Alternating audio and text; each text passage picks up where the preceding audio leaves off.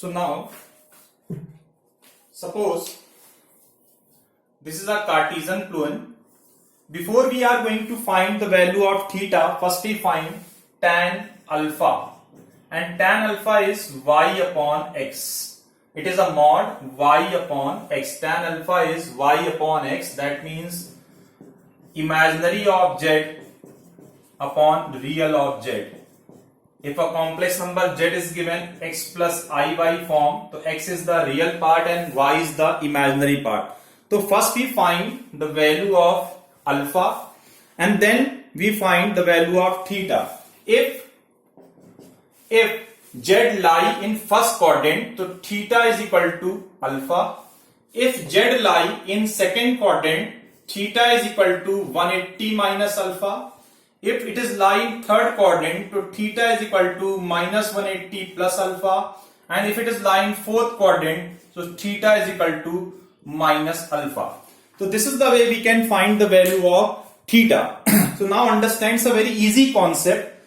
So first of all, let us take a question. Z is equal to 2 minus 2i. 2 minus 2i is given. So according to the value of z, this is a question.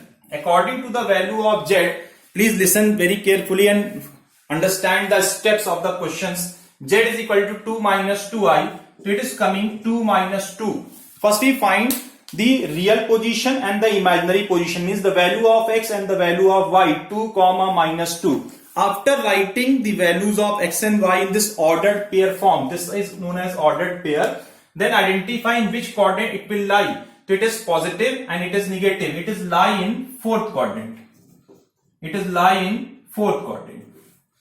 So first step, whatever the complex number is given, find the value of x and y writing in this ordered pair form. Then identify in which quadrant this complex number lie. After that we have to find r first.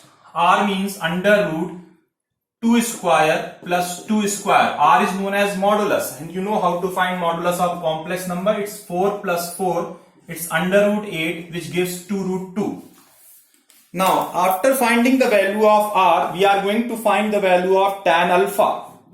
Tan alpha, and you know the formula of tan alpha, mod y, and the value of y is minus 2 upon 2. It will be cancelled. So tan alpha is mod of minus 1. Since it is mod, so tan alpha is 1. The value of 1 in tan is tan 45. So the value of is alpha is 45 degree. But we don't need the value of alpha. We need the value of theta, because theta is the amplitude. Since it is lie in fourth quadrant, according to this quadrant rule, in fourth quadrant the value of theta is minus alpha, that is theta is equal to minus 45. Now the polar form, z is equal to r cos theta plus I sin theta. This is the polar form. In place of r, 2 root 2 bracket cos theta minus 45 I sin minus 45. One thing is important, cos minus theta is cos theta, it is an even function.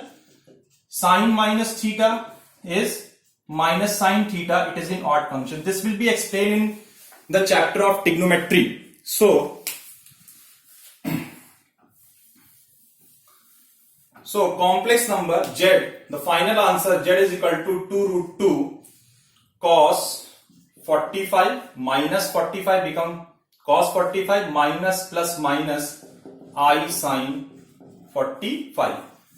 So this is the way we can write any Cartesian complex number in polar form. So again I repeat, whatever the polar form is given, what is the Cartesian form is given, first we find the value of x and y, then find r means modulus. After finding r, we have to find the value of tan alpha, mod y upon x. Then after coming the value of alpha, according to quadrant, in which quadrant the z is lie, according to this quadrant we have to find theta. After finding theta, we have to place the value of r cos theta plus I sin theta here. Since this can be written in this manner, since theta is minus 45 multiplied by pi by 180, so it is minus pi by 4. It is coming in radian. So this can be write z is equal to 2 root 2 cos pi by 4 minus I sin pi by 4. So try to write the answer in which form? Radian form. So this is the way we can find any Cartesian form in polar form. So let us take some more questions so you can understand in better way.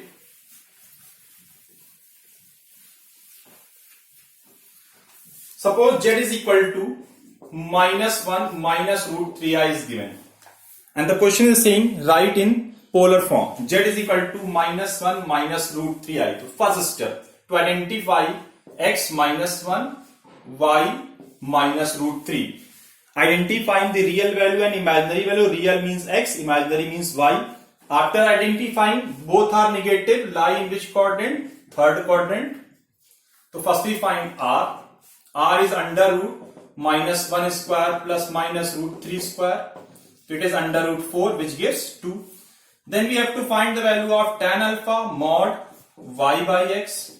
The value of y is minus root 3 upon minus 1. So it is root 3.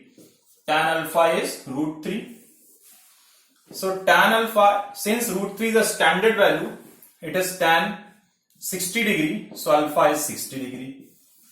Since we don't need the value of alpha, we need the value of theta. Since it is lying third quadrant, so according to the third quadrant, theta is minus 180 plus alpha.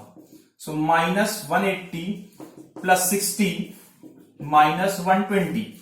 Since it is coming degree, so you have to convert in radian, just multiply that pi by 180. So it is minus 2 pi by 3. This is the value of theta. Then polar form.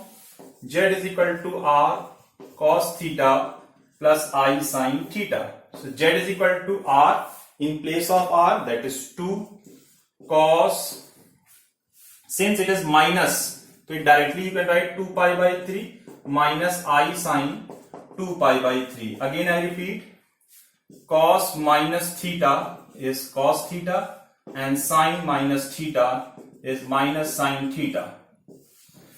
So this is the way we can write the answer, that is in polar form. Sometimes, you know, this is z is equal to r cos theta plus I sin theta. This is a standard form. This can be write in this manner also, or cis theta. Cis theta. This is also the way of representing any complex number in polar form. C for cos, imaginary of sin theta. So this can be write z is equal to r, that is 2 cis minus 2 pi by 3. This is also the way of representing. So this type of things is written when you are attempting the question or in competition. CIS. So CIS is the standard form of writing a complex number in polar form. This is a simple way of representing any Cartesian form into polar form. Now one more question. Suppose sometimes question is not saying to write polar form. Directly the question is saying find amplitude. Find amplitude or argument. Suppose z is equal to 3 plus 2i whole square upon 4 minus 3i. This is given. The question is saying find amplitude and modulus. Find amplitude and modulus. So first we simplify. It will be 9 plus 4i square plus 2 ja 4 3 ja 12i upon 4 minus 3i. Z is equal to, it is 5 plus 12i upon 4 minus 3i. Now we will take conjugate. So 4 plus 3i, 4 plus 3i. Z is equal to 20, 5 3 ja 15i, 12 4 ja 48i, 12 ja 36 minus 36 upon 16 plus 9. So Z is equal to 20 and 36 minus 16, 15 and 48, 8 and 5 is 13, 141,516. 63i upon 25. So Z is equal to minus 16 by 25 plus 63 by 25i. This is the way we can write a complex number in standard form, that is a plus ib form. Now it is minus 16 by 25 comma 63 by 25. X is negative, y is positive, lie in which quadrant? Second quadrant. So first we find tan alpha. So tan alpha is y, 63 by 25 upon minus 16 by 25. So it is 63 by 16, that is tan alpha. Since it is not a standard angle, so how to find alpha? It is tan inverse 63 by 16. This tan is shifted, this side become tan inverse 63 by 16.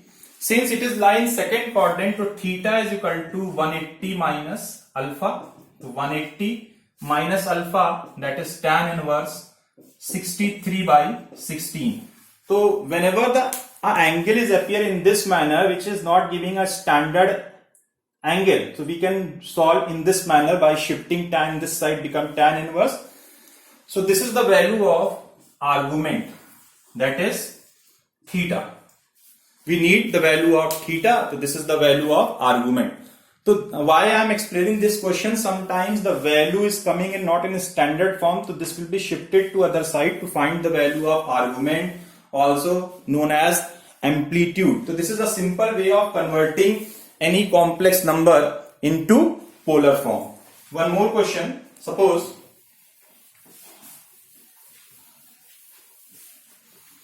sometimes it is always remember whenever the complex number is given, not given in non-standard form, so first we write in standard form by simplifying and then solve. So let us take one more question. Suppose it is given z is equal to 1 minus 7i upon 2 plus I whole square. 1 minus 7i upon 2 plus I whole square is given, and the question is saying convert into polar form. So again you will see this is a complex number is given, but it is not in a plus ib form. A plus ib form. This is must. It is a standard form. So first we simplify. So z is equal to 1 minus 7i. It will be expand 4 plus I square plus 4i. 1 minus 7i. It is 3 plus 4i. Now we'll take conjugate. So z is equal to 3 minus 4i minus 21i minus minus plus 28i square upon 9 minus 16i square. You know I square is minus 1, so minus 28 plus 3, which is minus 25. 4i and 21 minus 25i upon 25. 25 will take common and cancel. So the value of z is minus 1 minus I.